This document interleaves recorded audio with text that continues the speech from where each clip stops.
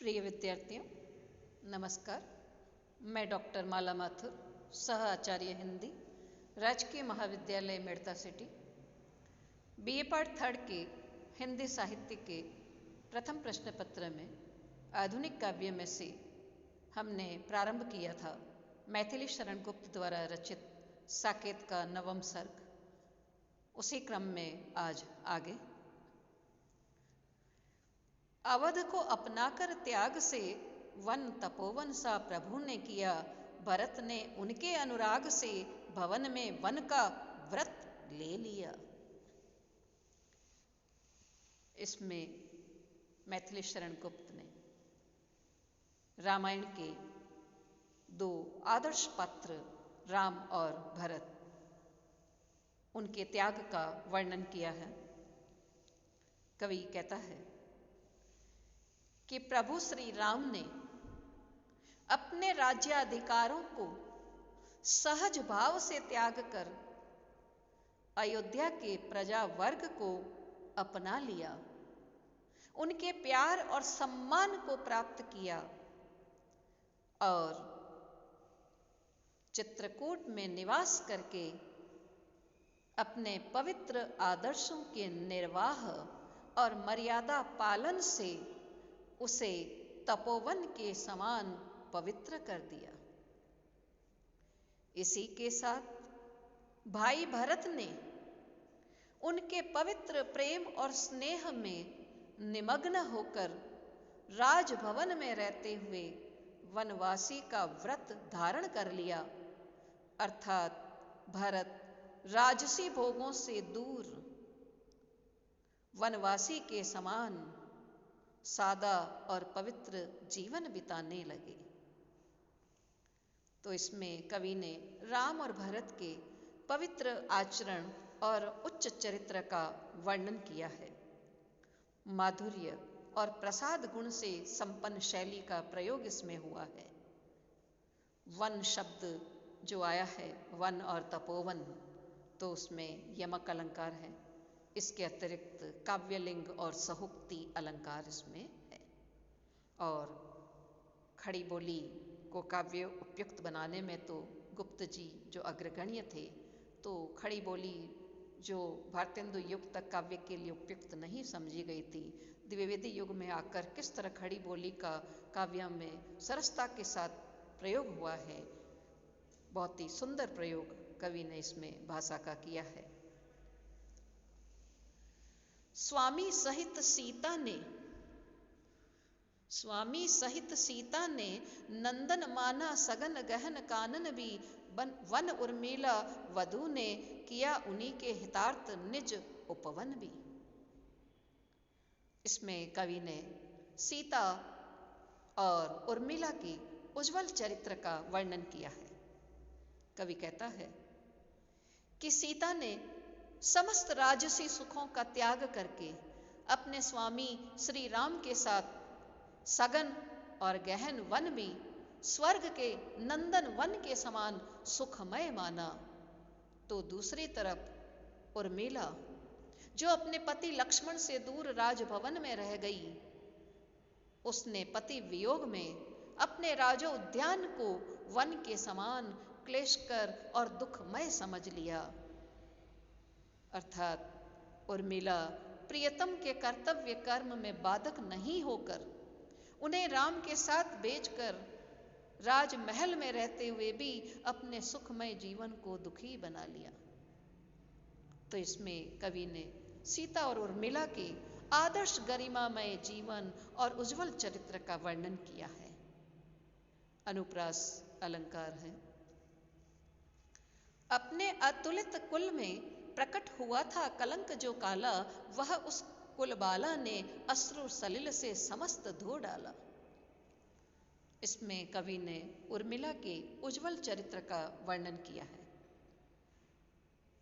कवि उर्मिला के इस उज्जवल चरित्र का वर्णन करते हुए कहता है कि अपने अतुलित जिसकी कोई तुलना नहीं है, कि ऐसा कुल रघुवंश जो है, अपने ऐसे अतुलित कुल रघुवंश में कैकेयी के द्वारा वचन मांग कर जो राम को वनवास दिया गया, तो उस राम वनगमन के कारण और उसके कारण दशरथ की अकाल मृत्यु होना, भरत का योगी जीवन बिताना, ये जो कलंक का काला दाग पड़ गया था उस रघुवंश में, उस कालिमा को उस कुलबाला उर्मिला ने अपने वियोग जनित अश्रु जल से प्रक्षालित कर दिया, धो दिया। रघुवंश में जो कलंक का काला धब्बा पड़ गया था, उसे उर्मिला ने अपने सात्विक गरिमामय जीवन से, उज्जवल चरित्र से, अपने वियोग जनित अश्रु जल से धो दिया, उसे मिटा दिया। तो उर्मिला के चरित्र को कवि ने सीता से भी अधिक उज्जवल बताया है। कुल की कालिमा को हटाने के कारण उसका चरित्र और भी उज्जवल हो गया है। अनुप्रास अलंकार है। भूल अवधि सुध प्रिय से, कहती जगती हुई कभी आओ, किंतु कभी सोती तो उठती वह चौंक, बोलकर जाओ। अपने पति प्रियतम लक्ष्मण के वियोग से व्यथित उर्मिला उन्मादिनी सी होकर विलाप करने लगती। उसकी इसी उन्माद दशा का वर्णन कवि ने इसमें किया है कि वियोगिनी उर्मिला कभी तो वनवास की जो अवधि 14 वर्ष की थी, उसको भूलकर जागते हुए कहती कि हे प्रियतम आओ, उन्हें बुलाती। और कभी जब वह सो जाया करती तो चौंक जाती और अचानक कह उठती जाओ, कि हे प्रियतम नहीं, तुम जाओ, अपने कर्तव्य का निर्वहन करो। इस प्रकार वह अनजाने ही ये सब कह उठती थी। उर्मिला की विरहजन्य उन्माद दशा का चित्रण कवि ने अत्यंत सरल और सुबोध भाषा में किया है।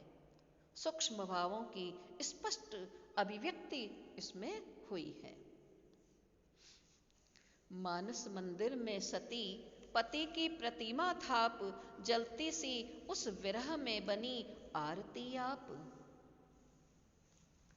कवि उर्मिला के इस विरह जनित जीवन का चित्रण करते हुए ये कहता है कि उर्मिला का जो जीवन था, वियोग जनित दुख से वो जिस तरह पीड़ित हो रही थी, तो विरह की अग्नि में विदग्ध बाला उर्मिला अपने प्रिय आराध्य लक्ष्मण के ध्यान में लीन हो गई थी। वह उसी के लिए सब कुछ त्याग उसी में निमग्न थी। इसी हृदय स्पर्शी तथ्य का वर्णन कवि के शब्दों में इस प्रकार है। कवि कहता है कि वह सती उर्मिला अपने मन रूपी मंदिर में अपने पतिदेव की प्रतिमा स्थापित करके स्वयं उनके विरह में प्रज्वलित होती हुई आरती स्वरूप बनी हुई थी। अर्थात लक्ष्मण के विरह में उर्मिला अत्यधिक व्यथित है। आंखों में प्रिय मूर्ति थी, भूले थे सब भोग, हुआ योग से भी अधिक उसका विषम वियोग। लक्ष्मण के विरह में उर्मिला की जो व्यथित दशा थी, उसके नयनों में, उसके नेत्रों में केवल प्रिय मूर्ति थी, अन्य कुछ भी क्यों दिखलाई देता। उसने सभी सुख भोग बुला दिए थे। किसी भी सुख देने वाली वस्तु में उसे आनंद नहीं आता। इस प्रकार उसका विषम वियोग योग से भी अधिक कष्टदायी था। 8 पहर 64 घड़ी स्वामी का ही ध्यान, छूट गया पीछे स्वयं उससे आत्मज्ञान।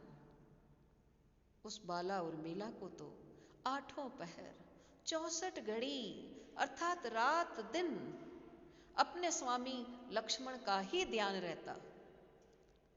इस तल्लीनता के कारण उसका आत्मज्ञान भी स्वयं समाप्त हो गया।